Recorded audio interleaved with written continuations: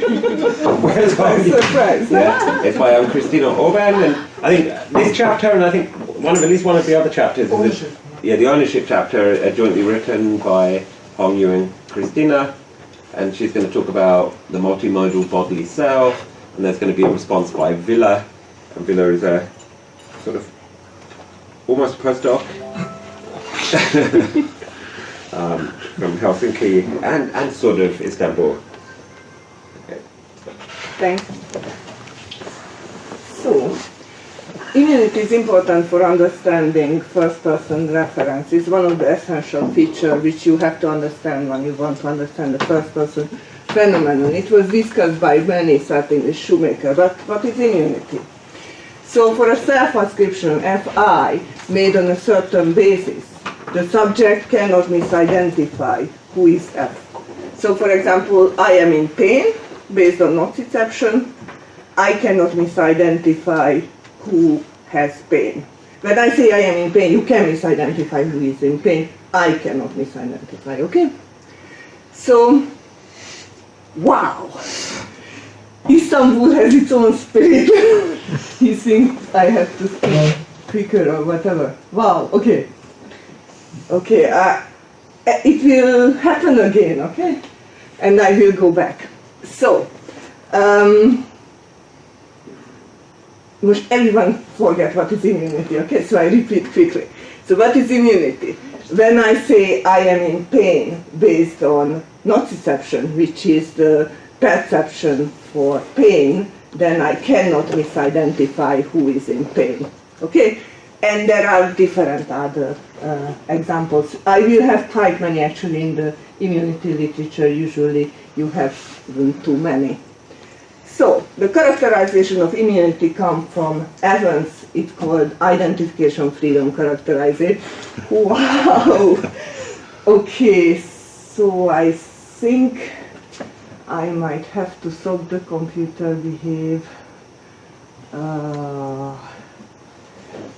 Someone has idea what they have to do? Maybe you can go back. You can create the presentation mode so that Yes. it doesn't But skip. you made this, right? It's not. No, the problem is that there's an Italian computer and speaks Italian, but I know what is the X probably. And no, wow, someone speaks Italian? So it should be presentazione probably. Super. Presentazione. So thanks. So presentazione, and I have to have, you know what I want? Presentazione, and I want something like the...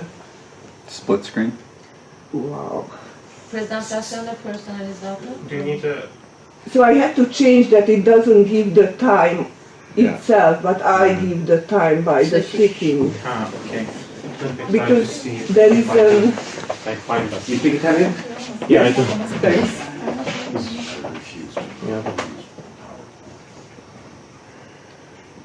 Yeah, but that has to be somewhere in the settings, shouldn't it? Well, the timing of You know, it will be here, presentazione here. Yes, Yes. presentazione here. And something like the computer doesn't give the timing itself. But who is written in Italian? Okay, so here it said something. Very easy to change the language of the computer. Elvira, yes, Elvira just. You just did it? It just. No. It just So works. here it says. Okay, this is it. I think. I think this is it. Use intervals. Use intervals. Use time periods. Yeah. no, it's fine. So I think maybe we should try now. But it's just 20 minutes, so I 20 can minutes? give you, sorry, can you make it that the computer doesn't give the time of the I tried. new... I unchecked something. Maybe now it works. The time of what? So the computer itself gives the timing of the next So the computer thing. automatically No, moves no. to the next one. She wants it to, so it automatically moves to the next one after. Yeah, and you I cannot turn it off so manually I- adjust the timing. He kind of... Yes, I using untapped very use good. intervals. I've never done. Maybe we should let's just We- try to go in let's try. We presentation put out mode. everything and then, just a moment, we just take out Yeah. everything and then it should be in it. Yeah. Okay, No, I think it will work now if we go into presentation mode. alright, I don't know. okay. Good. Okay, So, because everyone already forget what is immunity, so... Do we remember? We do. Now what is it? I replied. Yes, but you can't be prosecuted for it. Wow, that's the wrong thing. Wow. Same, you just have to move much further on in the file. Okay. No. Sorry. Someone went to the wrong file. No, it's a correct file. It's just a very long file. Yes, but I just go that way. No, you just do this. This one. Yes, but it's very long and I would No? want to sign. Is this long? It's only 140. You can choose from the page here. Do you know what was the page? No, you went past it now.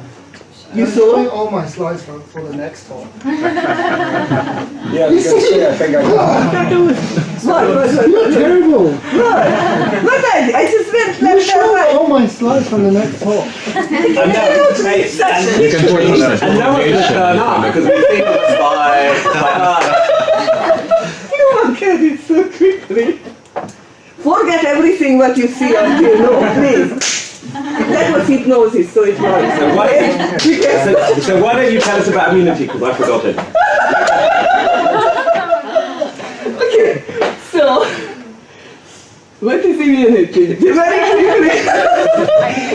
You know, if you get up in the night, in the middle of the night, you will know what is immunity. I am sure of that. You never ever forget that. Believe me. It will be like a trauma for the rest of your life. So immunity, your next trauma is when you say I am in pain based on nociception, which is pain perception, then you cannot misidentify who is in pain. And that can be generally formulated in a sense. For a self-description Fi made on a certain basis, the subject cannot misidentify who is F. Okay, it was discussed by extremely many people, including Evans, Shoemaker, and others. So the characterization of immunity comes from Evans and identification freedom, as everyone remembers, and then the computer started his own action. So, if a subject judges Fi on the basis of Fb and A identical with P, then that judgment is identification dependent. And immunity is nothing else than the denial of identification dependent. So the attribution of the relevant property F cannot be dependent on presupposing an identification. Oh, that works with the I am in pain. So when I say I am in pain based on nociception, it cannot be because I am observing an object, that object is in pain, and that object is me, so I am in pain. If it's based on nociception, then that kind of structure is not possible. It cannot be identification dependent. So, just a bit about what is A and B. A and B are two modes of presentation, and they can be perceptual mode of presentations. What it means to be two different modes of presentation. If the subject can think that the two modes of presentation are different, then they are different. If the subject cannot think that they are different, they might look different, but they are actually not different. That comes from Frege. So, and remember, perceptual mode of presentation is one possibility. Yes. So, immunity is basis relative. What that means, you actually know it because you can get up in the bed at night and you know what is immunity. So, when I say I am in pain based on nociception, then I have to give a basis. And the immunity applies just to the judgment on a particular basis.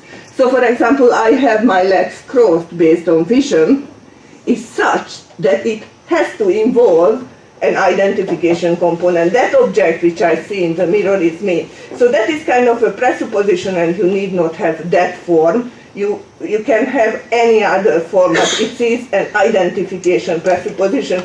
You visually observing an object having a crossed leg, and that is why you where you think that your legs are crossed, but you can just look down, but it can be someone else's leg. So the important thing that the reason why you self-ascribe that I have my legs crossed, because you see an object, that object legs are crossed, and you think I am that object.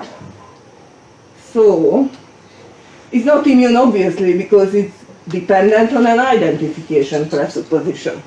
So the I have my legs crossed based on proprioception without vision is not such. It cannot be based on a presupposition that that object is me and that object is a... But what happened? I just say, oh, that object which I feel through proprioception, okay, but then I cannot think that that object is someone else than me. So the two mode of presentation is such that I cannot think that they are not identical. Okay? So it is immune. Because even if there would be two mode of presentation, I cannot think that they are mode of presentation of different objects. So, internal and external perceptual modalities. So, if Hong Yu will absolutely agree with you, Matt, then probably he might not have everything from that. Because that is a bit different. Although it can be probably compatible, I will try to think about it in the meantime. So, I try to kind of not define but describe in detail what is the difference between internal and external perception. An external channel is a multiple object channel and an internal channel is a single object channel. And being an internal channel means that X gains information about only X. So it is a sole object faculty. I figure out how it can be. So when I say that is a sole object faculty, that is a description from the third person point of view. So it's not like I feel it like I feel it like to be like that, but it is a third person point of view statement about a fact about the channel. Okay? Is that difficult? Okay. So I feel something and I think that is somehow from the inside. But it's somehow not from the inside but somewhere else. So I might think that something is from the inside when it's not from the inside. But that's not what we are dealing with. What we are dealing with is an objective description from the third person point of view. Okay? So you just see many such channels and just describe them from the third person point of view, and internal channels are only such which are obeying the following, only X gains information about only X sole object faculty. So external perception is like vision, it's not like that. Internal perception is like proprioception, kinesthesia, nocioception for pain, sense of heat, and interoception. Interoception is for hunger, thirst, and heartbeat increase and decrease. Okay, so what makes a channel internal? And again, it's an objective and not a subjective description. Okay, third person, objective description. For having an internal channel, it has to be the case that through the channel, the one who gains information and the one she gains information about has to be the same. So if X gains information about Y through internal channel of information, then X has to be Y. So whoever gains and whoever the information is gained has to be the same. And it's third person point of view description. And only the subject S is able to gain information through internal channels of information. So if you would rewire me with Mary, then it wouldn't be an internal channel, because in fact it's not an internal channel, and what we want is that the relevant channel has to be in fact an internal channel. So if it is the case that the one who gains information and the one about whom the information is the same has to be the same, and the subject has to be the one who gains information. Then the subject has to be the one of whom the subject gains information. Okay, so only the subject is able to gain information only about the subject, and it's like an external, it's like an objective criterion. Okay, and the classical account of immunity to error through misidentification actually just falls out from the observation which we had until now. A judgment cannot rely on an identity presupposition in the case when the judgment has an internal basis, because the only object which is available is just a subject. But you might think, oh, somehow it can be messed up. It is true, somehow it can be messed up, but it cannot be messed up in one particular way.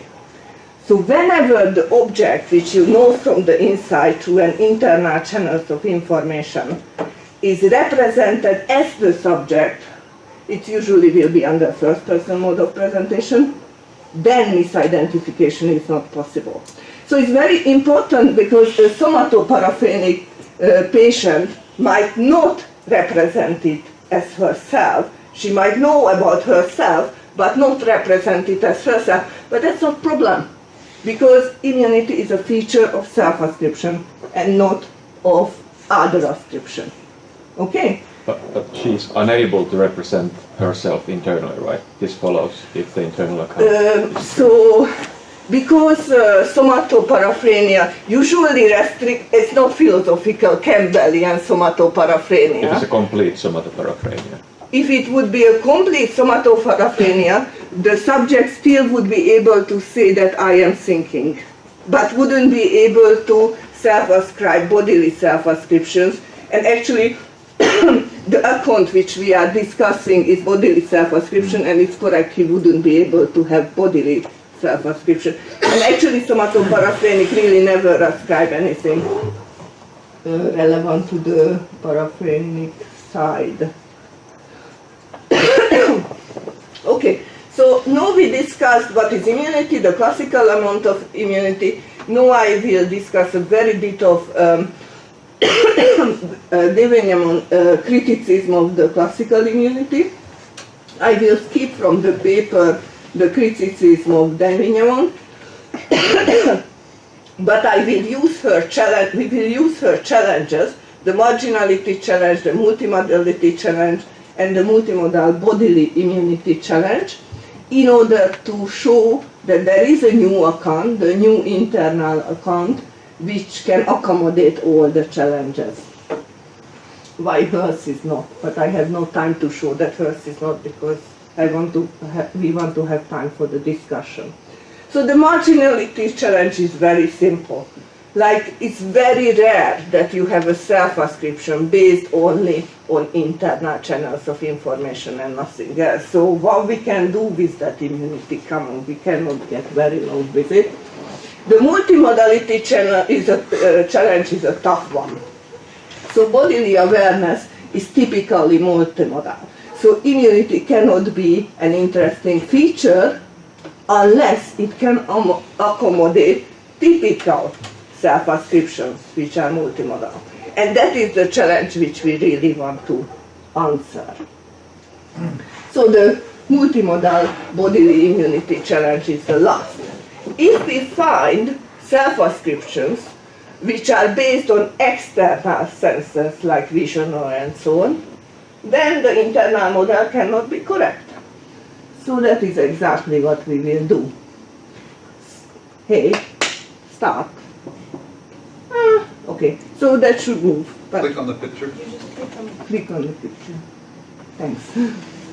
So Gibson introduced changes of optic flow which uniquely specify the subject's own body, posture and movement. And based on that, one can have self-ascription based on visual proprioception I may judge I am veering to the right, or I am out of balance.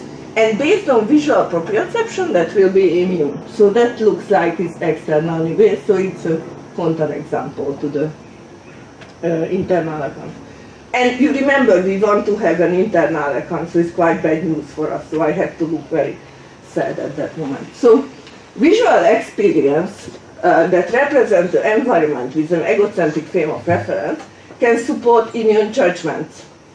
There are self-locating experiences. So if you have an egocentric experience, and you said that egocentric is never clear. Okay, so it wouldn't be much clearer, but just something, okay? So you have to have an origin, and you have to have somehow an X, Y, and Z coordinate, and they have to be rectangular to each other. And in that, there should be actually a direction, and everything which is in an egocentric frame of reference, it will be defined relative to that coordinate. So the egocentric frame of reference has to be such that the ego center, the center of the frame of reference, is centered on the body. So for example, the cycladic eye in between the two eyes here. So when you compute the world via vision, then it's in between the two eyes, mostly, sometimes not. Some article shows some very new article. So that whole egocentricity business is just a mathematical description of how we understand computation of the space. Okay, but the main importance is that the egocentric means that it's somewhat centered in the body. Okay, so when I say I am facing the blue mosque based on visual first-person perspective, that is immune relative to I. But obviously, if it would be based on looking at the mirror, that wouldn't be immune, because it's not first-person perspective.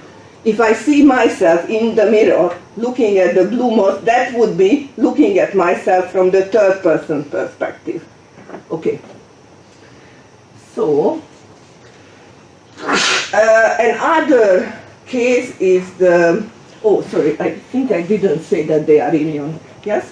No. Okay, so when you just say I am facing the blue mosque, it will be immune because nobody else, only me, can look at the blue mosque based on vision. And vision, virtual reality is not vision, it's like looking at a screen. Okay, so we screen out virtual reality already. So, but you can have any kind, but we have to have a restriction to real vision, direct vision, when you are in the place where you see to be. Okay? So, first person visual spatial perspective of invariant body structures. That's the easiest possible title. So, when you look at the reach of your elbow, it's very hard, you have to close one of your eyes. Mach and others suggested that actually you can see your nose and you can see the reach of the elbow. Actually, you have to close your eye. You can say that the ridge of my elbow looks straight or my nose is red. So there are many problems with that, but because there are not too many judgments which we can make on that basis, self-ascription is not extremely. So you just close one of your eye and kind of look lopari, and then you will see your nose kind of look through your nose and kind of see. The picture is obviously not like reality. So the idea is that the ridge of my elbow looks red or my nose is red. It cannot be anybody else's nose or eye. So the problem is that usually in immunity it cannot be other person, but it cannot be anything else as well. But if you see here, like I lose my nose, I put a fake nose and the fake nose has a pimple or whatever. So actually it can be another object which actually would be ruled out by immunity. So, but it's kind of not so interesting because we have a vision which is like based on two eyes and we never see your nose, except if you say that sentence too much that you see your nose, you really start to see your nose, because I think somehow your priorities goes to that. So don't think too much about it, please. Okay. Also, isn't it quite fine if it's not my nose? but some other object, it would still be from my point of view. But if it's Lucas's nose that I would see from that point of view, then it would be problematic.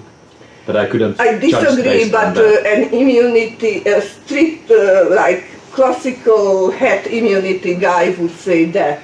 But I disagree. I think that immunity is slightly misformulated because we only use person because most of the features which we attribute are such that they can be only attributed to person, and that's kind of a funny thing. It's not a grammatical thing, but a kind of lexical things. It's like it's very hard in semantic how you do that. To which kind of object you can attribute which kind of property. And I think we use person in immunity only because most of the property, which is like pain, like you wouldn't say that the nose is in pain or something.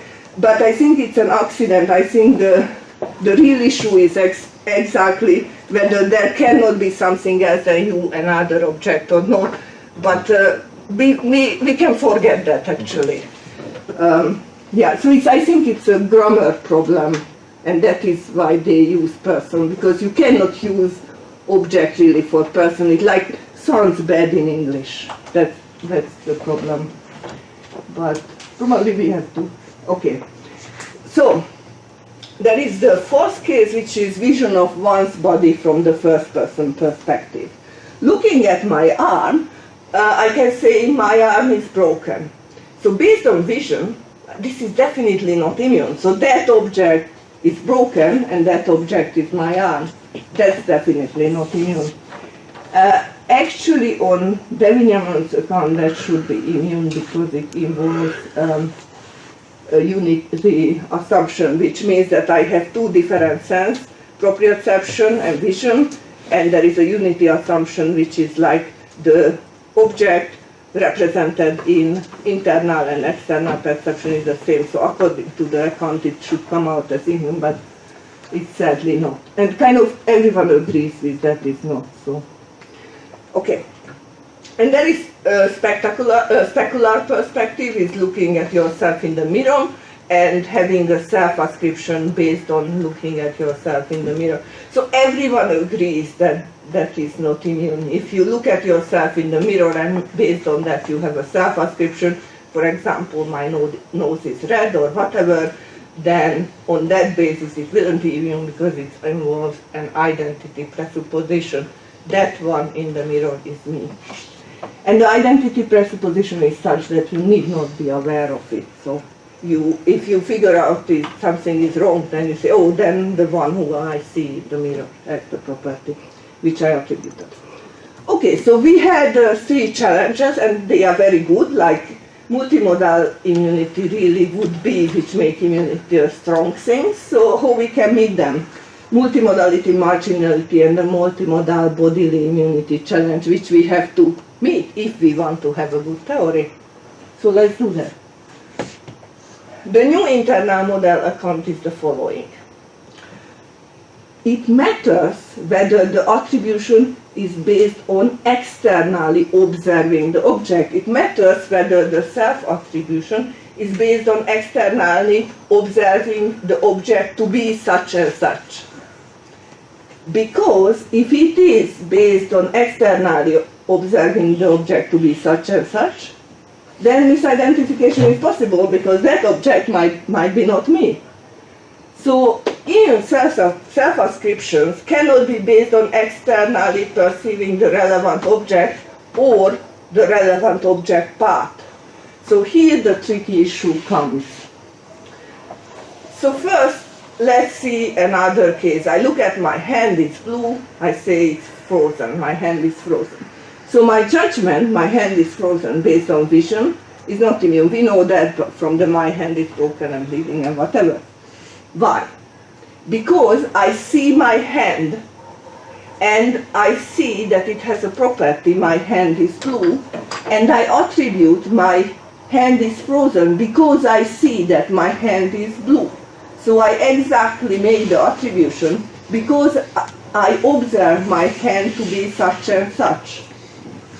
So the idea is that I have an identity component. That hand is mine and that hand is blue. the best if I find two very similar self-ascription and see what is the difference when it's immune and when it's not immune.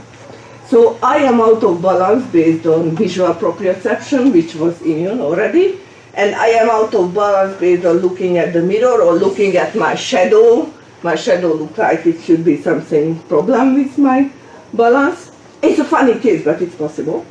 If you don't like the shadow, then forget it. Obviously, you know that the mirror and the shadow case will be immune. So what is exactly the difference between the two cases? So when I say I am out of balance based on visual perception, I actually might see my hand as I am falling or whatever. I might see my hand. But that's not a problem because I cannot attribute being out of balance to my hand, and I cannot attribute to myself being out of balance because I see my hand be out of balance. So the relevant object is my whole body. Unless the attribution based on seeing my whole body, the attribution cannot go wrong. So the ground for my attribution is not how my hand looks. The attribution is not based on an identification component. That hand is mine, the hand is out of balance, therefore I am out of balance. So there isn't an identification component on which the self-attribution is based. So it does not contain the relevant object. The basis of the self-attribution does not contain the relevant object because that is my body. So we call it the relevant object-free content. So you are looking puzzled. You can have a quick question if you feel. Yeah, so probably that I never said my hand is out of balance, right? Nobody says such a thing. But I mean, I might just think that my hand is shaking. And I might just say I'm not shaking it, right? I don't know. Basically, you don't need to use the same out of balance, right? You might observe yourself, your body part doing something, and then you can say on the basis of that, you might say that I must be out of balance. Okay, that wouldn't count. So right? The idea is that the case defined as it is defined. So you cannot change the case in order to say that the case. So the case is that you look at your hand and your judgment that you are out of balance is not based on looking at your hand and seeing a feature of your hand.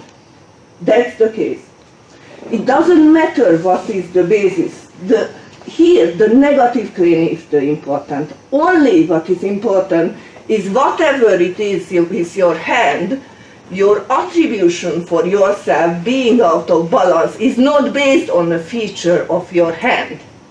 If it would be based on a feature of the hand, then it would be not immune, because the relevant object to which you attribute the property in a base level is your hand. So, the attribution is not based on an identification component. It does not contain the relevant object, my body. Thus it's based on I. So you might say it not somehow from your hand. I think the hand is just not good enough. You never get out of balance looking at your hand. So I think it just cannot be the relevant object. I think that was what you were questioning.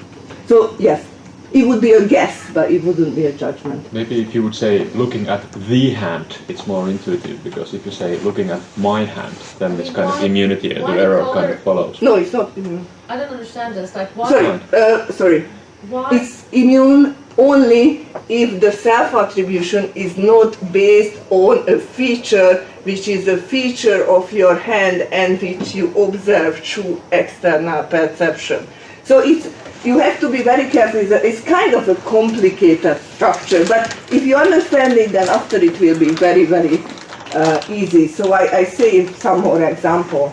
So when you when you say that I am bleeding, but you say it because you just feel that when you bleed you have a kind of feeling of bleeding, and probably you look at your hand, but the bleeding is where you don't see.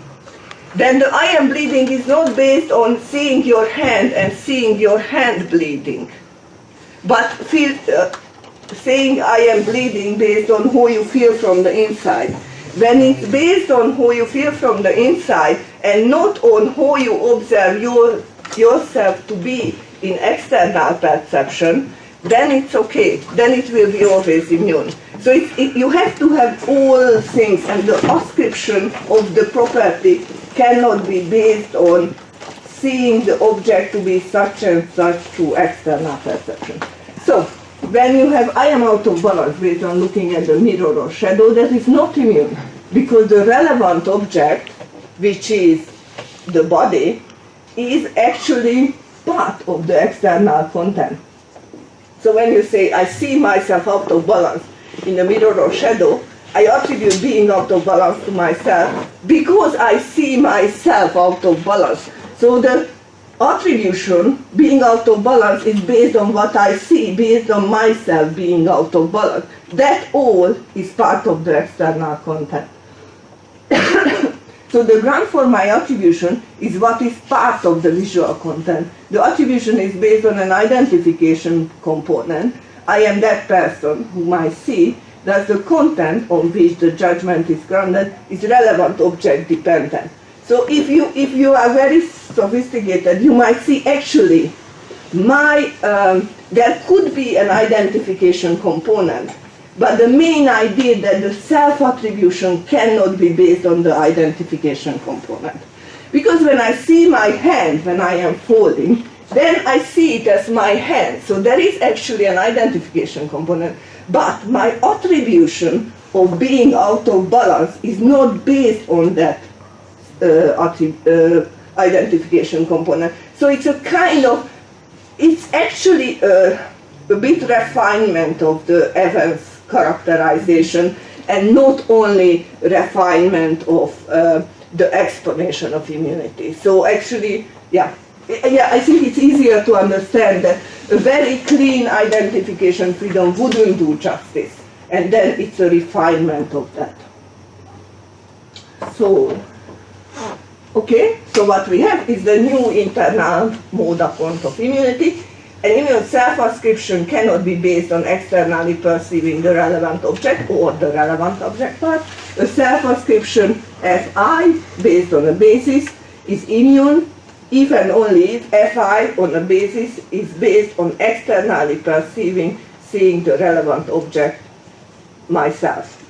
Whenever a self-ascription Fi is immune, the external content, if there is such, on which the self-ascription is based, has to be relevant object free. The external content may be only internal, but that's good already.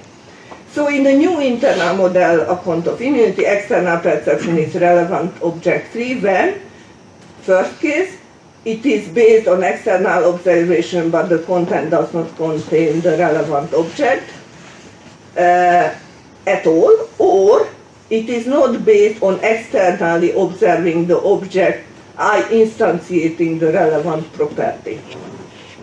Okay, that is a kind of refinement of the original view. Obviously, if you just have a self-ascription based on internal knowledge, then it will be immune. Okay, so we have the moral. For an immune self-ascription, the attribution has to be based on external relevant object-free content. A self-ascription Fe, where a self-ascription of Fness to myself is not based on externally perceiving an object having this quality, Fness, is immune relevant to I.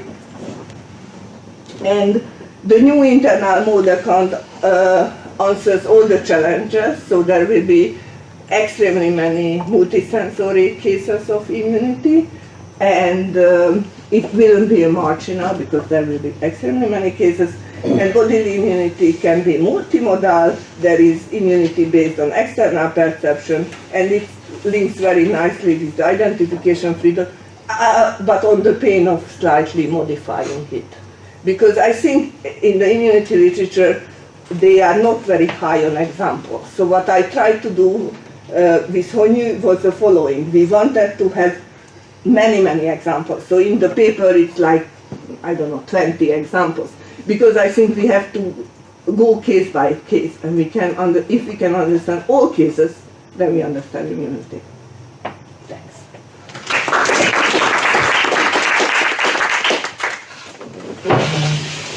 you so much, Christina.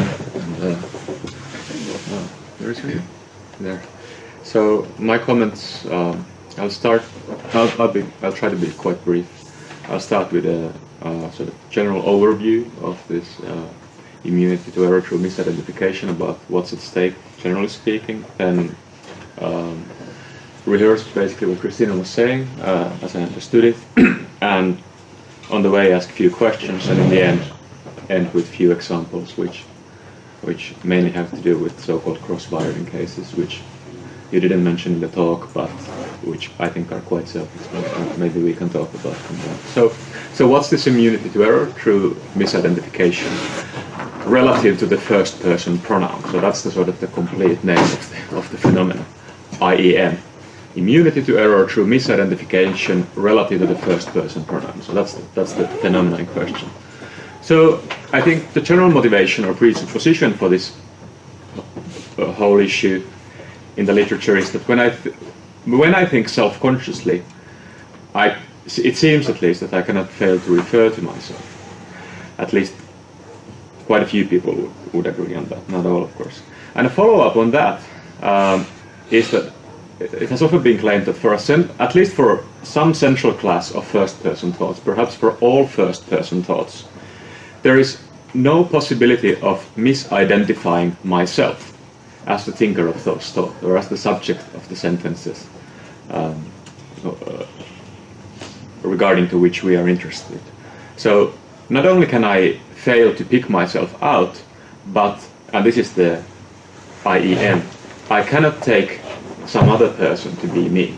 When I say I in a sentence, the immunity to error through misidentification is, if there is such thing, is that the I doesn't pick too few or too many objects. It can't fail to pick out exactly one, which is me.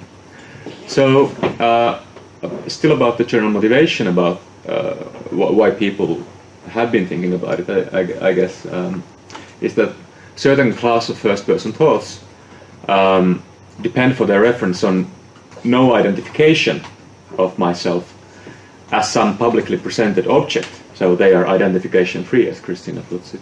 And this gives rise to the idea that they pick out some sort of private object. So this is sort of the prehistory of this talk. This is not what you are claiming at all. And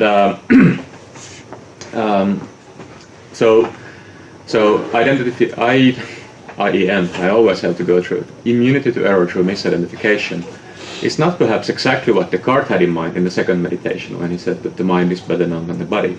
But it might be the best that we can get of that idea nowadays, that we know ourselves, this idea that we know ourselves better than our body, that we can't fail to misidentify ourselves, at least in some first-person talks.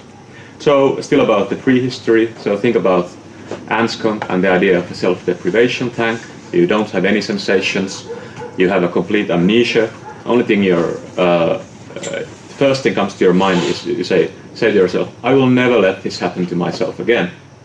So that and sentences like that are such that they allegedly they can't fail to refer to myself as myself, even in a state where I'm lacking all other sensations or bodily feelings. So, and this of course gives you an inclination to say, or has given some people an inclination to say that the I, which has this property of being immune to misidentification, refers to something very Cartesian, right? Something fairly immaterial. Or alternatively, like Anscombe ends up saying, that I doesn't refer at all. It's not a referential term. So that's obviously not what's going on here. So the preferred alternative is to say something like that I is the I of the body awareness. That's what we are interested in. And this I still has this feature of being immune to misidentification, immune to errors of misidentification. So the material we're talking about is the I that is known through the phenomenology of embodiment, and the challenge for people who are doing this is to provide some sort of an account for immunity to error through misidentification for material beings, that is for beings like us. And that's what I took Hong Yu and Christina to be doing. That's the sort of a general background of the project. And please tell me if I was wrong in a minute. So, moreover, why is it important? Why is IM important? Why is identity to error through misidentification? I'm repeating it, so I would sort of internalize to myself what it exactly means, because I keep on forgetting it. Why is it so important, apart from this starting point? Well, many people have thought it to be central to discussions about semantics of first-person terms, self-reference, and equally that seems to be a viable alternative or a viable candidate for self-knowledge. So maybe self-knowledge is something that has to do with at least statements which has these phenomena or judgments. Okay, so, okay, maybe first question is very general question, not a philosophical challenge at all, is that why exactly should one be interested in immunity to error through misidentification within the, especially within the Hong Yu's book project about embodied agency? What's the role that the immunity to error through misidentification really plays here, apart from it being sort of inherently curious issue for sure? So what would really change if there would be no such phenomena, if such phenomena wouldn't hold for any thoughts or any statements, whether that would challenge the overall picture at all? So that's really more about that thing. Or alternatively, if the sort of Cartesian inclinations were true, not regarding metaphysics, but regarding the class of sentences or statements regarding to which IEM holds, namely the first person psychological present tense sentences. Maybe those would be the ones.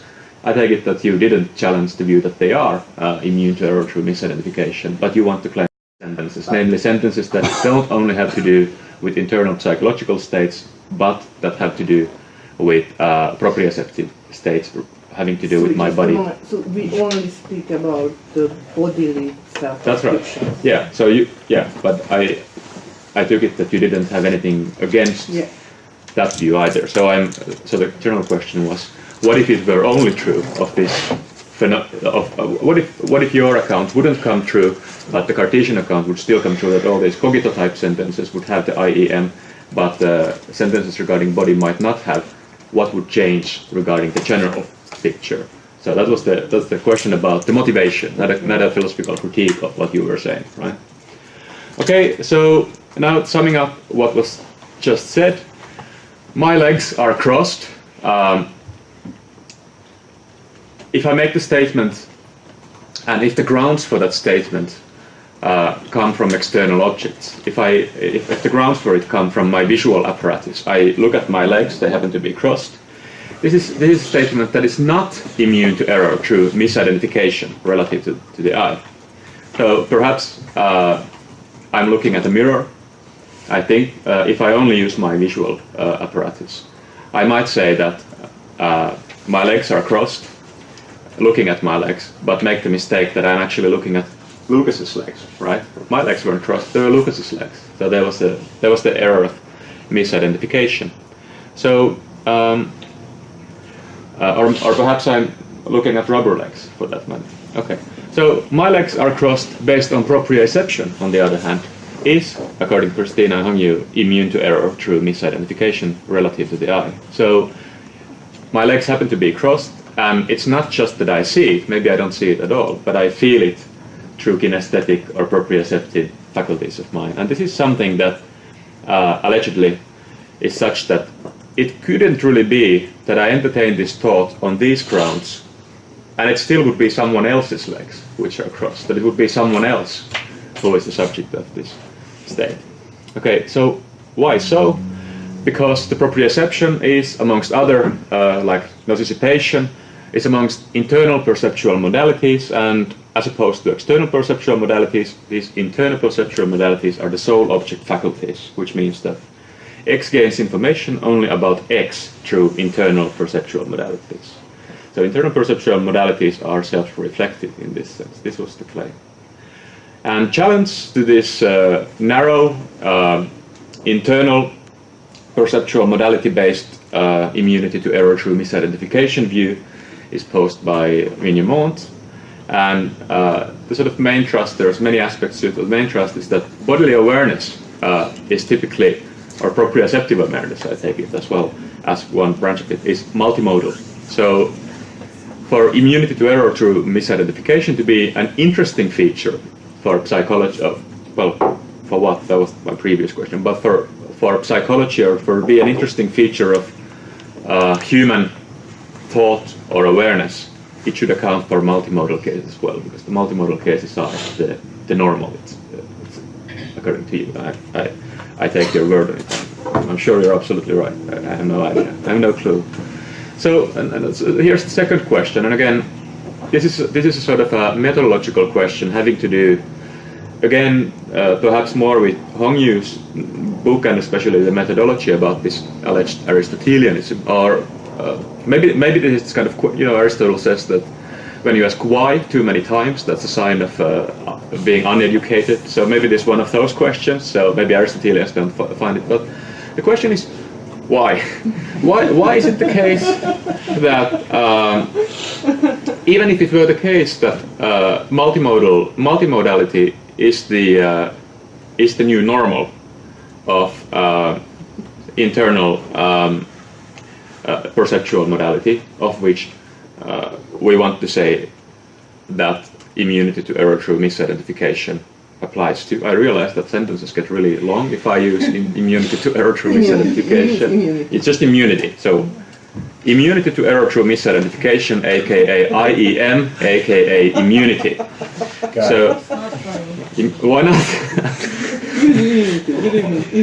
So immunity, the classical cases are supposed to be internal perceptual modalities of which immunity holds.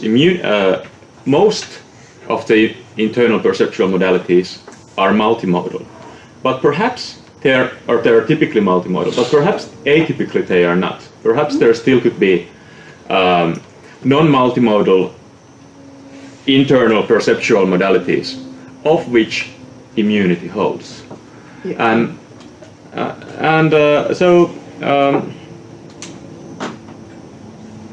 So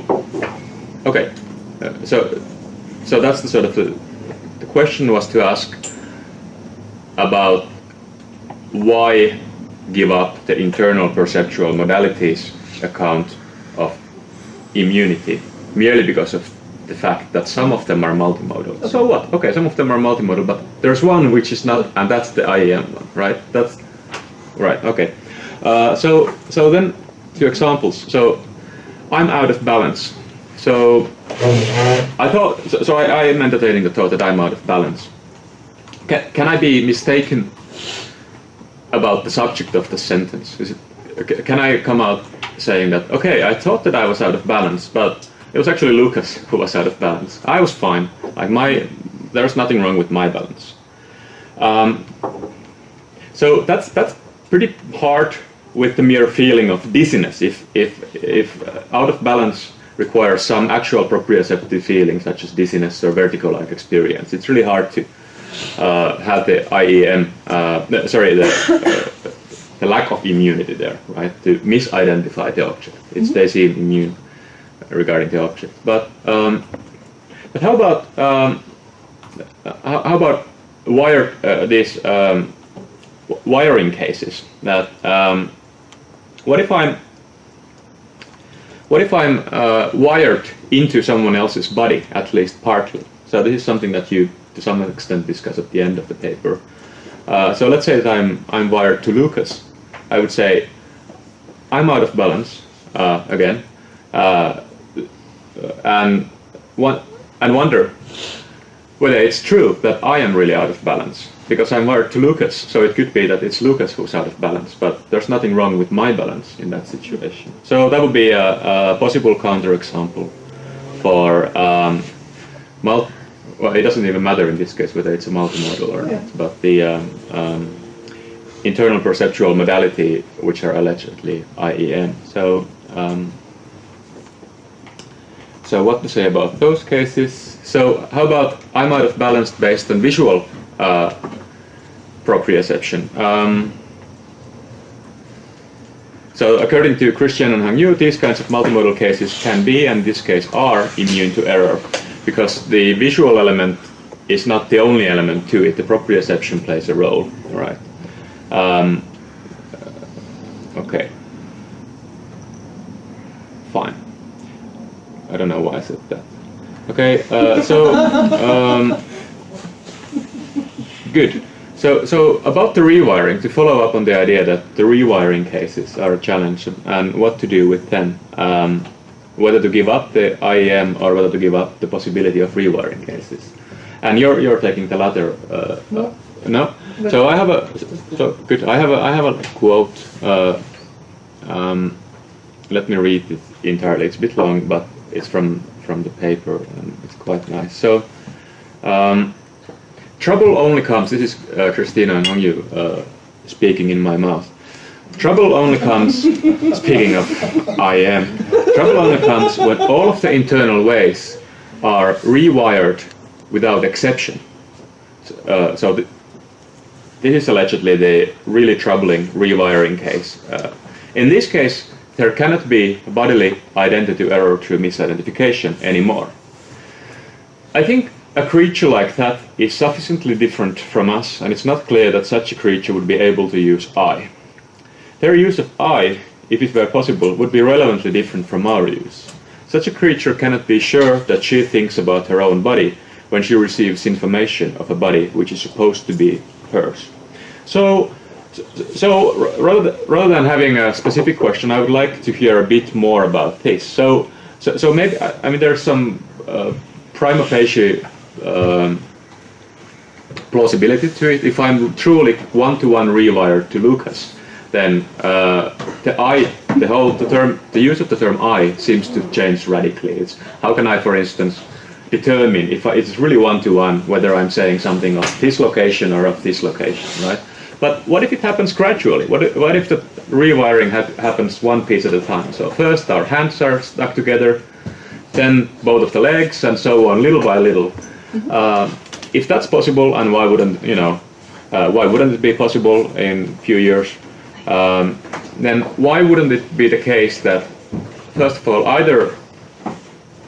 why does there has to be a complete rewiring for IEM to be ruled out? And second, even if there is a complete rewiring, would it be really ruled out? Would it really be something that we couldn't have? I mean, it seems that in this situation, at least I could have for a very brief moment after the rewiring is complete. The claim was that we cannot use I. The claim wasn't that we couldn't have it. The creature who would have it cannot use I. The claim wasn't that we cannot have it. Okay. Why wouldn't I be able to use the I at least for a very short moment when the rewiring is completed, if it's gradual? Okay. And the first question was, why wouldn't IEM be true even during the process of rewiring? So let's say it's just my arm, which is such that it's attached to Lucas's arm.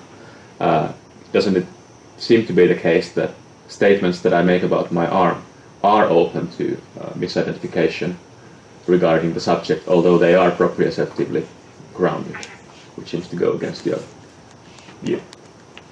Could you repeat the last? So, proprioceptively based sentences or sensations, whichever way you want to go, are such that they should be immune to misidentification regarding the subject of those sentences. But if my arm is wired to Lucas's arm, I might have proprioceptive feelings about my arm as before, but it would not be immune to error regarding the subject. I don't know, is it Lucas or me? I don't know. Either one, right? Okay. So why does it have to be total? That was the first part. And the second part was, even if it's total, why would the I disappear? If you do it gradually. Okay. And then just a brief, so Cotard syndrome, you already mentioned it, asked about it. So complete somatoparaphrenia, so total lack of body ownership. That seems that this is a situation that someone could say who's suffering from such an awful condition that I'm feeling out of balance, but it's not me, because I'm not this body. I'm not that body, or I don't exist at all, for that matter. I have nobody, as in the example that Hong Yu gave a while ago, people who don't believe that they exist. Okay. So why that wouldn't be immune? So he think about himself that he has no body. Like, just wrong, but So it's just which other body wouldn't have, but like, okay. So he there, although it's on a phenomenal level, there's a complete lack of subject whose body it is, but the person would still be unable to make the statement as such as that it necessarily has the subject, which is this subject, that it's not external context which is in which it is made, but internal context. so, okay. Yeah, maybe it's a bad example. So forget it. So forget the Cotard syndrome. Not a good example. I'll think more about it.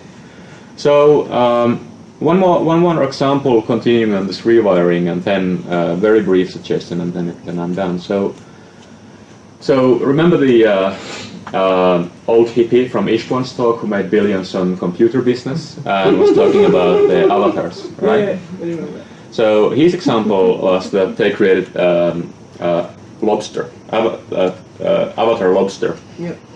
So how does it work with that? So my legs are crossed, right? So this avatar lobster is such that it has how many pairs of legs lobsters have? I guess 4, 6, whatever. It has the middle pair is such that your avatar lobster has the middle legs crossed. And there's a proprioceptive feeling to it because you're controlling it, say with your sides or with your breast muscles or whatnot, some other part than your legs. So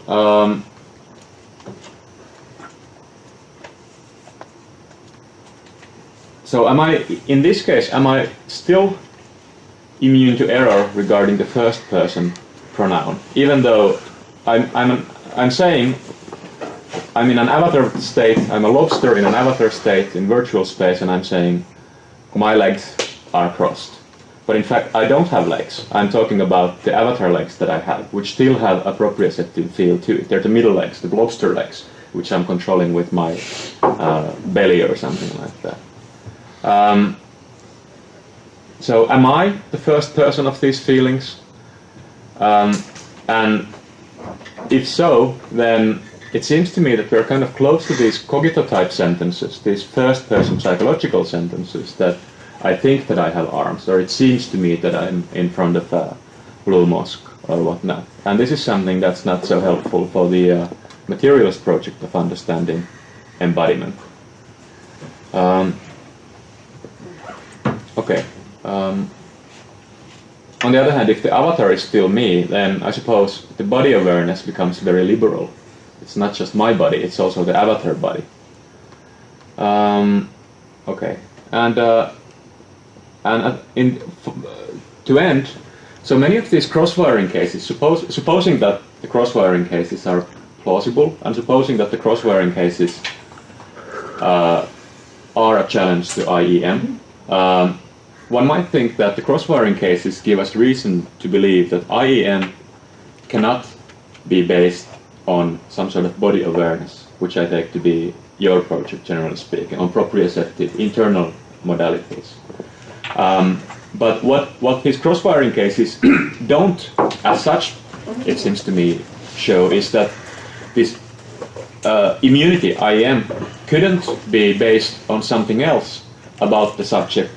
For instance, namely, the fact that it's an agent, or he or she is an agent. That this seems to be such that even if it were the case that I would be having body awareness of some, or proprioceptive awareness of someone's hand, which is not my hand, it's not so easy, well, I'm not sure whether that was so easy, but it seems to me harder to think that my agency over the hand could be such that I could go away regarding that, in the same way that I could be mistaken about that, in the same way that I might be mistaken about the proprioceptive feeling of the hand in the case of cross-wiring cases. That, okay, good. So that's it.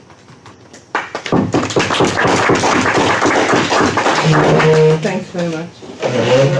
I answer first and after you? Why don't I say something about the general Okay. opinion?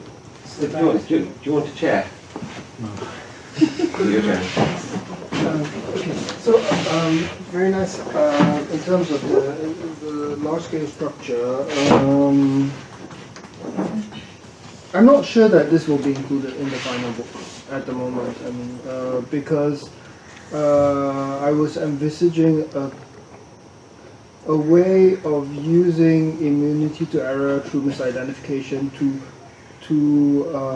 characterize a minimal notion of self or something like that, such that because such self-descriptions which have this property are supported by this class of experiences and embodiment, that we already have some notion of self which is naturally very thin here. So that was the thought. But it's quite hard to make that work, even if we can give an account of multimodal bodily immunity which is successful. So it's the first thing. The other thing you asked is, what if immunity in the end were only true of mental introspective judgments? And in a way you ended with the same thought. Yeah. Yeah. And, plus the agency. Yes, plus the suggestion. agency and stuff like that. So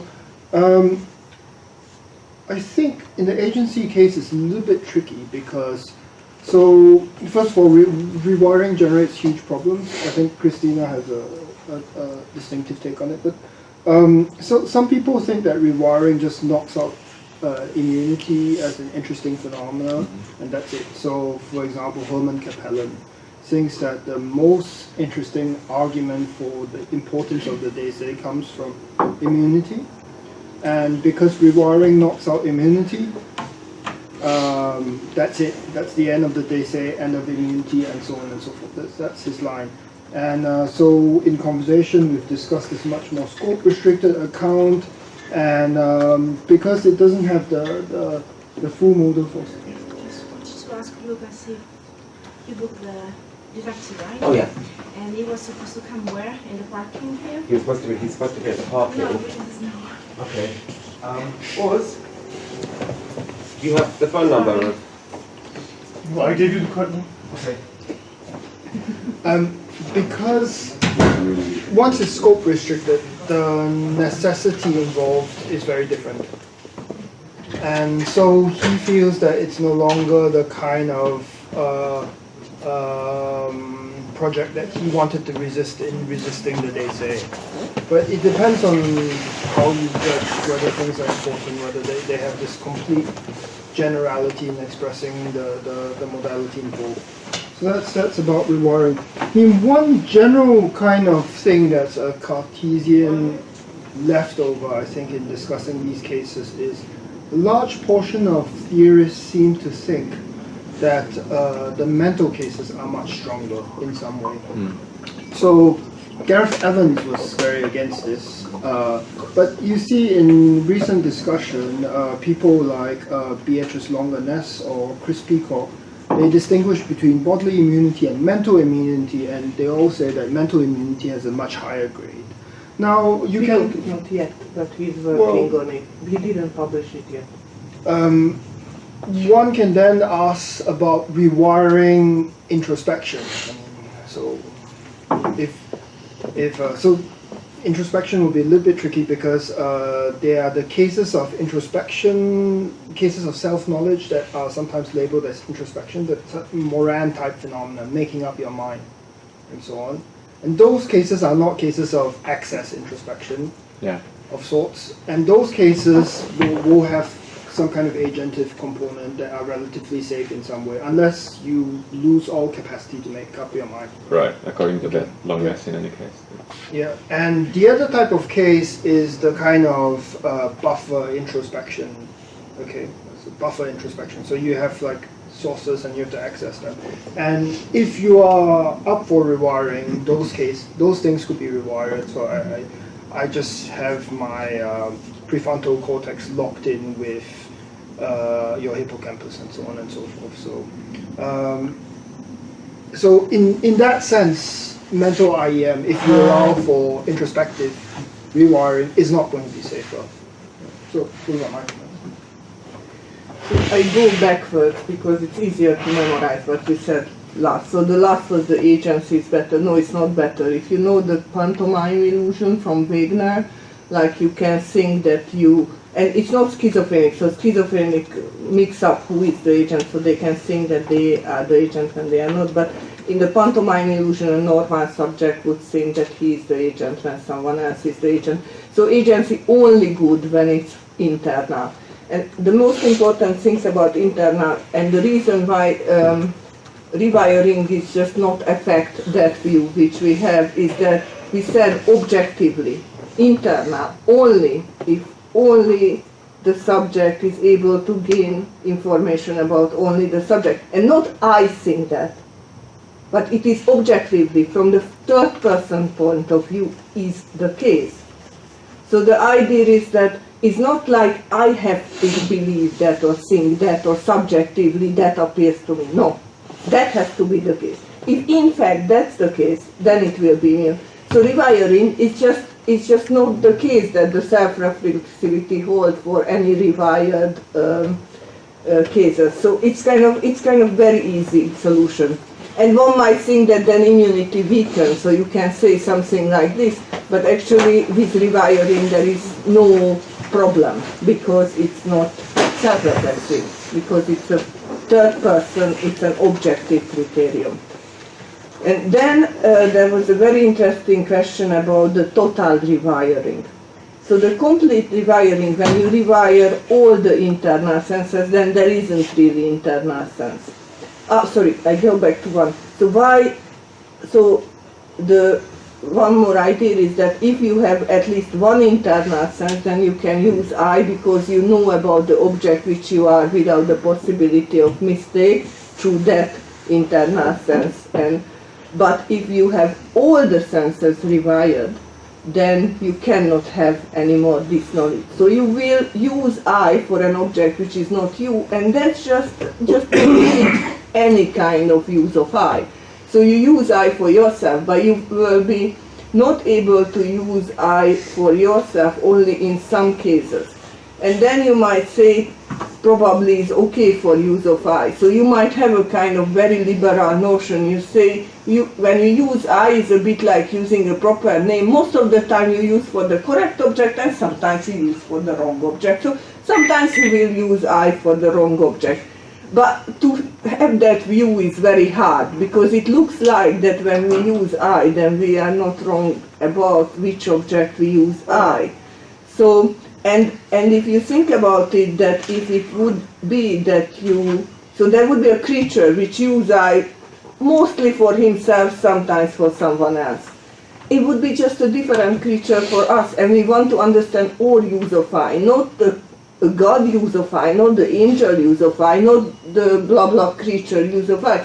So I think some rewiring wouldn't make us a kind of creature which is sufficiently different from us, but the total rewiring would make us sufficiently different. And then someone might push that idea, but I don't feel, because if that would be the case, then we might have some kind of illnesses which would, I don't know. So I don't think it's a very strong view to argue for. Someone might do it. But actually, when you speak about Anscombe, so Anscombe speak about guaranteed right reference, and guaranteed right reference is a feature of all uses of I, and it's like it cannot lock a referent, and you cannot use I for the wrong object. So if you accept that you cannot use I for the wrong object, and I cannot lock reference, then you cannot have the view that we can be totally rewired. So if you have the view that we can be totally rewired and still use I, then you have to give up not immunity, but guaranteed right reference and immunity. So you have like extremely many explanations to do, and extremely many arguments to do. And okay, so the Cartesian thing. So you speak about private object. We never spoke about private object. So there is a private access. In the history. No, there is a private access to a public object. It's just a vehicle content confusion on the part of Wittgenstein. So you have a private access to a public object. So I see my pain, you see my pain from my face. There is a public object, you can see me, but I can feel myself from the inside. My access is private. Your access is public, but the object is public. So they kind of miss one more ingredient, that the object might be private. So for example, my sensation, you cannot have access because that is a private object. But I myself, you can see me, speak with me, and so on. And you can answer to me and comment and so on. So I think that's just a vehicle content. This is a comment on Christina's criticism of history. Yes, that was a criticism of Wittgenstein. But it's very important that guaranteed right reference and immunity are different. And when you want to have a full rewiring, then you have to deny both. And it's like too expensive. You can try, and it's not clear why you would understand all use of I when we are not rewired. So you can have like a too far away possible world where we look very, very different. It's just not clear why it helps us to understand ourselves. Okay, and okay, and so the introspection, whether it can be rewired or not. So actually quite many people think that introspection cannot be rewired. But the arguments are a bit question begging. So the problem is that if you imagine a creature where the introspection is completely rewired, then you have to settle whether he has a reliable knowledge about whether he is thinking or the other is thinking. And then you settle and he has a reliable knowledge. So everything would work like an external self. So for that person, when he say that I am thinking, then it will be actually that sometimes someone else is thinking. I think it would be very hard to understand each other. So it's just like, I am not sure that it's an ecological option. It's like, probably there are something in between, like physically possible, and probably there might be some understanding possible. I would think that that kind of creature, if it exists, they cannot have a society as us because they will always misunderstand each other, and then we wouldn't know whether, I wouldn't know for sure, just for a kind of 60% that is your thought, 20% is his thought, 10% is his thought. I don't know, like that doesn't make too much sense to me. So the problem is when people have those counterexamples, they just don't think through the counterexamples. Okay, but they have to live the life, they have to communicate and speak with each other and build a society. I think they are kind of physical possibilities, but not relevant for our way of living and our way of understanding each other. The weird cases, which were very interesting too. So the Cotards, I thought that case was interesting. So you have a Cotards guy who says, I don't exist, and so on. Or I don't feel my body, I don't exist. But then he says, I'm out of balance, or something like that, based on the visual scene. And in that case, I think it's just immune to error through misidentification. He just contradicts himself. Okay, I suppose what I had in mind there, I guess you're right. I suppose the question is who is the subject in that case? Who the person? Yeah, but he exists. No, I don't exist. Very good, very good. So the who is the subject is determined from third person objective point of view. And yes, it's very important. You don't determine yourself because you might think that you are a prime number, but you will be prime number because you think you are. So kind of it's. So the idea is that we don't want to have the I am based merely on external evidence because the sort of inclination or temptation is to go Cartesian. But I can turn all the sentences into Cogito-like sentences. That I see you in front of me. Is there or I see myself in mirror. There's a possibility of misidentification. Maybe it's not me, maybe it's Hong Yu who's in the mirror. But it seems to me that I see myself in mirror. It seems that the subject of the sentence can't really go wrong. But that's not really too much, that's not enough for this kind of project. So the Cartesian... So the case of if I'm completely out of myself and don't believe in my existence. I guess my idea was that then all things kind of appear to me as in external and not as that the internal and the external sensory modalities seem to be on the same line. Oh, but that doesn't matter because we're trying to give a counter-multimodal immunity, so the sources can be external. So let's take a more radical sentence, I don't exist, said by the Cotards guy. Yeah. I think that's immune to error, to my misidentification. It's just wrong, but it's immune. It's just wrong. So it's just one property amongst many, many properties. Yeah. And so the lobster case I find really interesting. I'm not sure what I should say about it. Maybe Christina has some thoughts, but what do people think? I have. So you have mirror, you have virtual reality, you have reality. So what's the difference? The way as you integrate information is different. When you see something in the virtual reality, you might not duck even if it's come toward you. When it's reality, you will duck. When it's in the mirror and come toward you, I don't know, I cannot compute that. But if it's in the mirror and looks like coming toward you, but actually it's not, then you might not duck, you might duck. So the idea is that what is in the mirror is a representation. I call it's a representation of you. So it's like a copy of you. So when you have virtual reality and you are geared together with the avatar, then it's like a copy of you. And in some respect it's a copy of you, in other respect it's not a copy of you. If you think of, you have extremely many representations inside and you deal with, your brain deals with representations.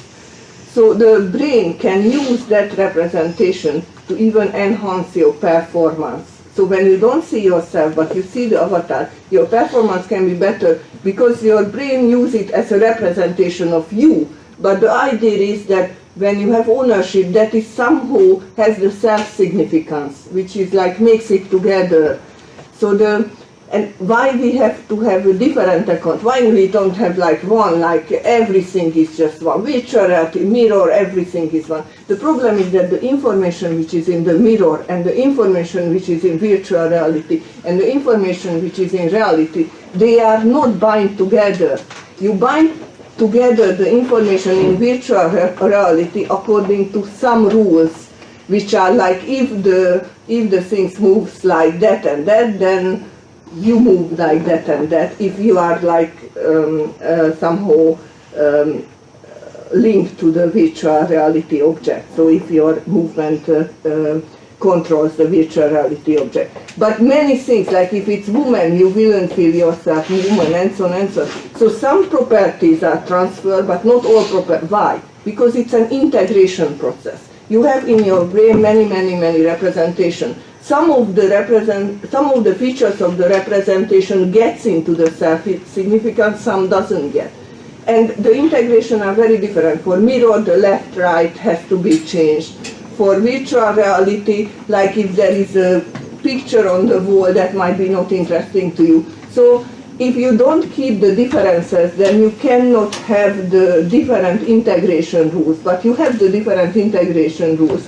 And when you see the virtual reality, your responses, like threat response, will be different. And there is one more thing, there is something like called presence. So when you have a high presence in virtual reality, then you have an extremely high self-significance. When you have no presence, then it's possible that even if you move the avatar, nothing happens, it will be just another person for you. So that is the integration matter, how you integrate. And if you want just one thing, where there is no difference, then how you make the different rules for the different integrations. And we have different rules for the different integrations and so on. So I think it's just not a good idea to have one thing. You have to have virtual reality, mirror, and so on, because you have to understand the world and so on. Yeah. Okay, so I'm a bit worried that we're finding another case of this kind of Tübingen modality. Yeah, because immunity, you think immunity means in cases. So like, well, if our proprioceptive system had been wired differently, then we wouldn't have this. So it doesn't. And I think there's another type of rewiring case that is more plausible because I think it's doable and wouldn't have the problem with losing any account of the eye. And this would be like, well, suppose I'm sitting here and I'm talking to you and I'm not really paying attention, and I sort of find myself taking money out of my wallet. Yeah? So and then I form the judgment, I'm taking money out of my pocket. Now it may not be money, so I can misidentify the object, but the claim's going to be there. You're going to think, well, I can't misidentify the fact that I'm the one doing it. And the sort of information I'm getting, I don't see myself doing it, but I'm getting proprioceptive information about from this internal channel about my arm movement. But unbeknownst to me, Villa has, when I was sleeping, I had this operation, and each of the muscles is being controlled by remote control. So there's no rewiring in terms of proprioceptive streams, but there's rewiring in terms of the effectors, yeah, and in terms of the muscles. So actually, it's Villa who's moving my arm.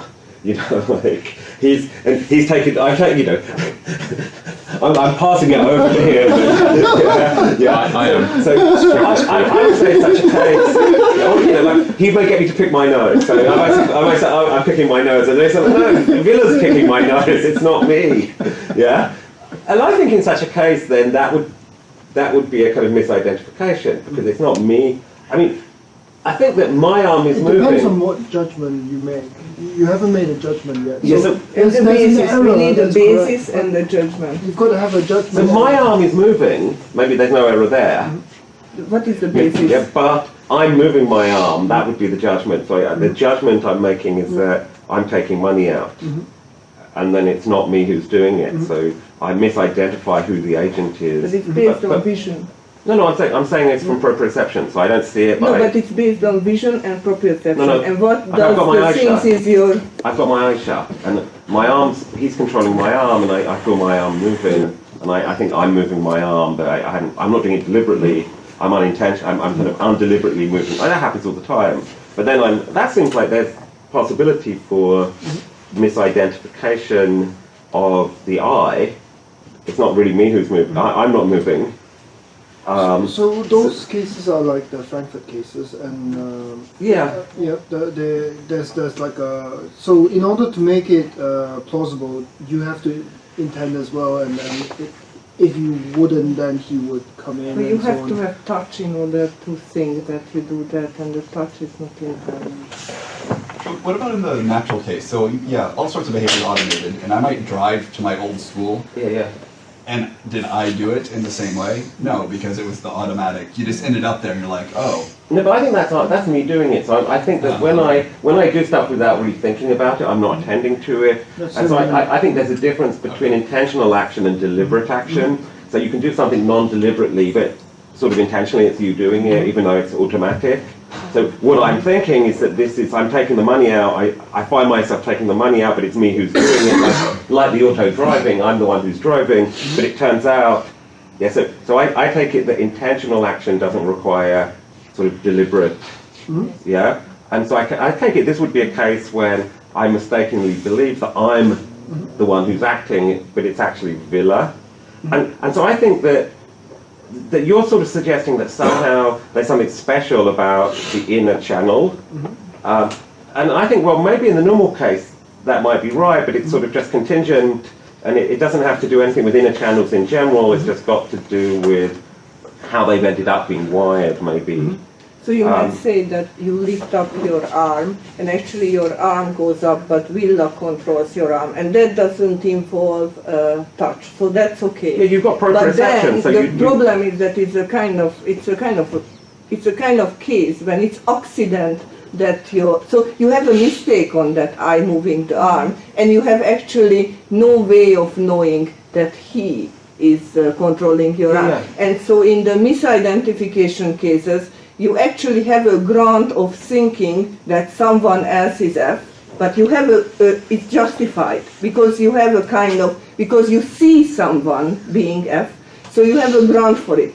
But if you don't know that he's controlling you, then it's not justified. You cannot know. But I believe So- that I'm moving my arm, and I believe it on the basis of proprioceptive channels. But I'm mistaken not because I'm mistaken about the arm moving. I'm mistaken because I'm not the one moving it. No, but you And that don't seems like have. misidentification. You don't have a way to know that Tricky, he's moving it. This general structure of the cases of rewiring is that if you don't know that you're rewired, you can't have cases of misidentification entering, because the warrant structure is such that in cases where you have immunity, cases where you have misidentification are such that if it's not you who's F, there's someone who's F. But you have to know about it, and Right. you cannot know about it. If you can Right. know about it, then you know But you've got that an you error. are. No, but you've got an error. You're incapable of knowing that you're in error. So Yeah. the fact that you're incapable of knowing that you're in error doesn't mean you're immune to error. No, but the mistake has a structure, which is that you are justified to say that A is F, but you say mistakenly that I am F because you think that I am A. But you have no justification, no possibility of knowing that he is moving your hand, so the structure is not met. So there's going to be some error of some sort. But Yeah. it's not going It's to be an accident It's that not gonna be actually is misidentification, moving. It's yeah, like yeah, when yeah. the car is accidentally there when you think it's there. It's that kind of case. But there's an error about There is an the error. reference of the I. No. Well, there's some- a reference. There's an error about who did it. Yeah, there's an error about who did it, Yeah. but it's not based upon an identity judgment. So I take it that. Correct. Yeah. Okay. So there's not. Yeah. Okay. Yeah. So great. I think I now have to make a comment on Tübingen modality. Okay. It's great that it's now got a name. Yeah. I think the real Tübingen modality is like Yeah. ego, spiritual stuff, and Yeah. so on and so forth. But it's good if this empirical contingent necessity has. I'm happy. So the cheap solution out for these cases is for us just to say that it's a case of contingent necessity. Yeah. And there's a contingent on this kind of necessity. That's the cheap solution. Yeah. And the less cheap answer is to say that there's a certain paradigm case and there's a substantive kind of modal structure of dependencies involved Yeah, yeah. there. And it's not necessity in the usual sense, as a absolutely necessary condition, but there's a kind of substantive dependency there. Can I ask about what you said about the positive case and exactly what the characterization was there? And I'm not sure if I understood it properly, but I also wanted then to follow up with a question about what the problem was in the multimodal case. So first, what I thought you said was that we have to think of these immunity judgments with respect to the features that are ascribed. And when those features are ascribed internally, they can be immune, and when the features are external features, so if it's visually perceived feature, it's not going to be immune. Was that roughly the thought? No. So the self-ascription of the feature cannot be dependent on it externally perceiving the relevant object or object parts to have that feature.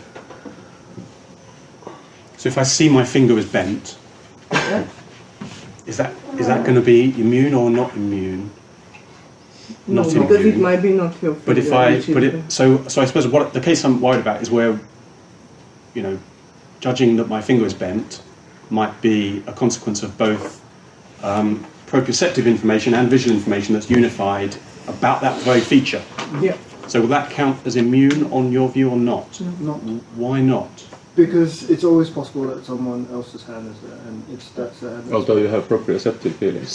So then I worry that the case is going to spread, because it might be that the vast majority of these sorts of judgments end up with that marginal problem again. Depends. So, but good.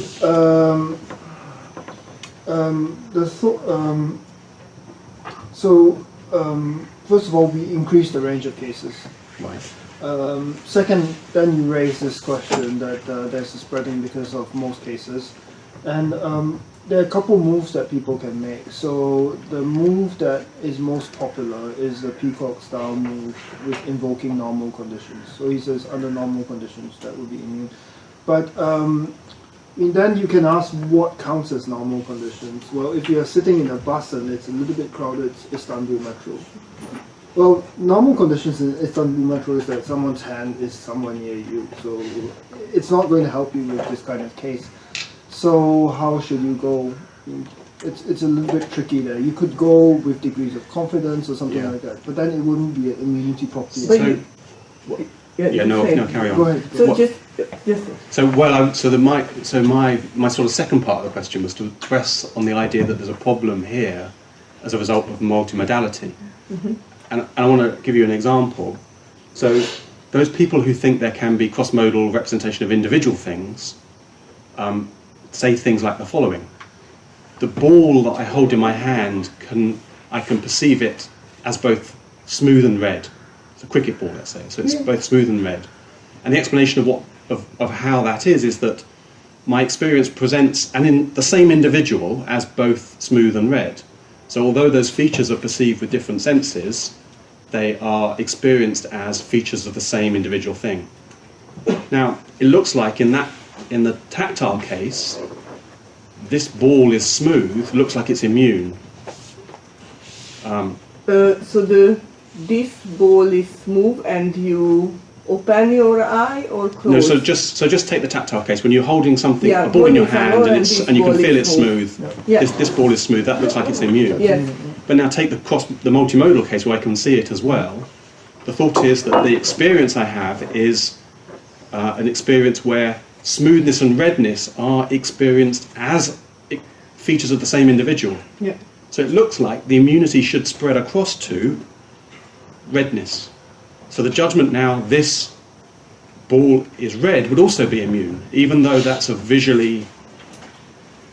What I want to know is why that wouldn't be what's the problem there? I think this is what Federica is saying. I think that appeal. So she does it in terms of unity assumption. I wouldn't do it. I don't.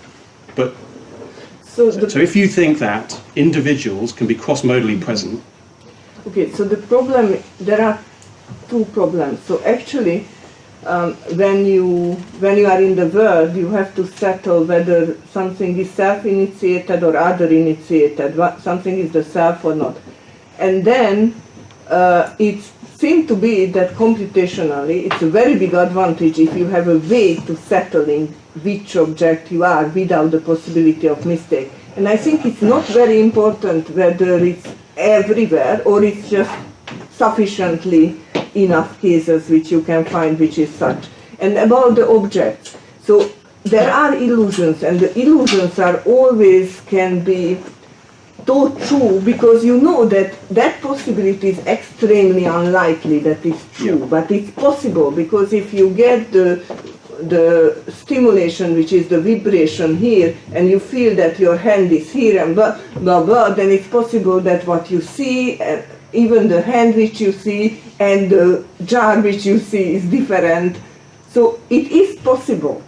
And it's like immunity is not for everything, but because you have to have a very firm grasp of differentiating yourself from other things in the world, you think of a computation, which is better, when you have a surefire or when you have a kind of, I can get it kind of correct. The surefire is just better computationally. And an interesting thing in robotics, that robotics went on, and at one point they figure out they have to have internal channels. Because the robot with internal channels works just much better. Yeah. So it was the lead. But why? Because the robot would get the same advantage. Like sometimes at least he's sure that is him, whatever, itself or whatever. And then the computation is just much better and much quicker. So we don't need that is everywhere. We just need that is in sufficiently many places. So actually, I mean, what I'm offering really is sympathetic, I think, to the view that you want to defend. But it's been sympathetic by saying, why do you even think there's a problem here? Don't even go there. In a way, de Vignemont is right that once you've got the unity assumption in place, there's no particular problem about extending out in the multimodal cases. No. Okay, so tell me why not. We did discuss it here, but basically you've got lots of cases of unity assumption where you think it's one object where it's two, right? So basically any of those cases will be cases of misidentification. So Why not? But why are they just not illusory cases? So the consequence of those two objects, but you're thinking it's one, is actually illusory conjunctions of features. So it's not clear that then But in those cases, you also have the unity assumption operated. Well, okay, so this is going to depend on how you construe the unity assumption, but there's a way in which that's not a judgment or anything you make. Yeah. What's present in experience is a single thing, and where the unity assumption is broken down, that thing is now experienced as having an illusory conjunction of features. But we don't have anything like an identification component coming in. Correct. Because the features are, as it were, just think of the features as experienced as co-instantiated. They have that property. They are co-instantiated. So that's the illusion. You're an illusion of co-instantiation rather than an illusion of identity. Correct, but so her defense in the paper is roughly like this. I'm not familiar with the paper. I'm ashamed to say, but in cases of unity assumption is not an identification component. Ergo, it's identification free. Ergo, it works. But that fails because there are all kinds of counterexamples to cases where you have unity assumption. So that's not going to work.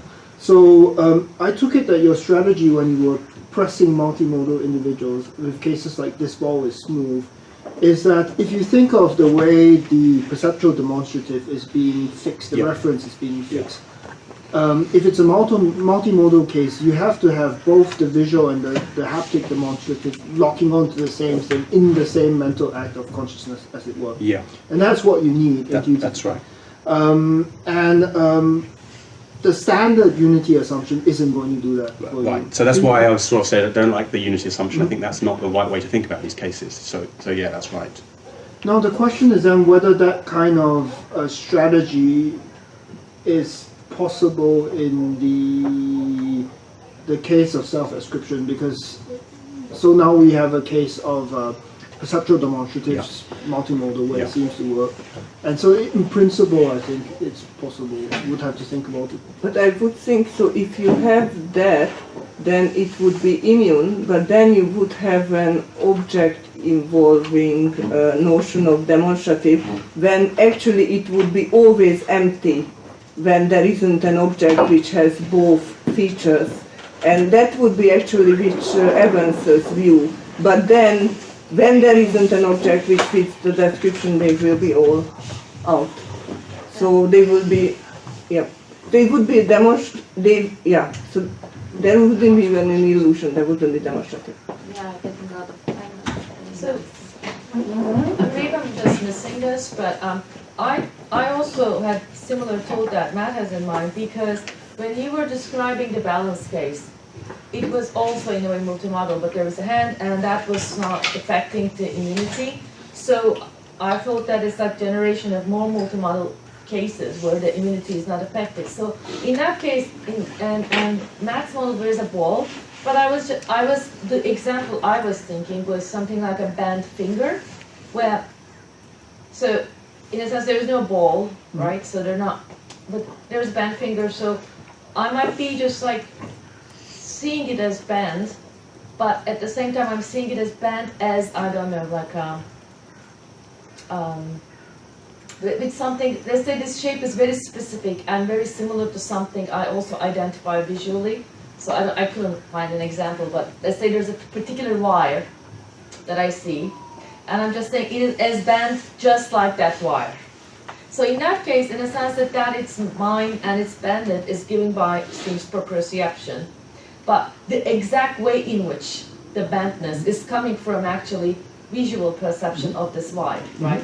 So in that case, I would think that you would want to say immunity is actually, it extends multimodality.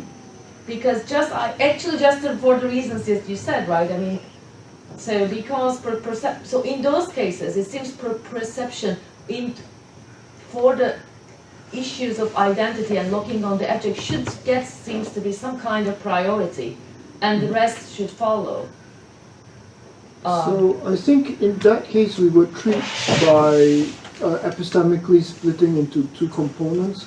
So if it's immune, it's because the ascription of the property is not based on some external feature and some identification component, but your comparative thing, that's an epistemic component in the acquisition of the property itself, not an epistemic component in the self-ascription. Okay, but in order for me to see that it is bent like that, right? Not just the model, but that it is bent like that should come also from vision. Yeah, that's fine. Right? That's Because fine with it. otherwise I couldn't know. If it comes from vision, Proprioception doesn't. then it's not immune. So the idea, so that's what I'm trying to say. The proprioception gives me the bent that it's bent, but the specific way which is bent is actually coming from the vision, right? That's the proprioception cannot identify it as that detailed for So me. it's depending what is your self-ascription. Some self-ascription would be immune, but some not.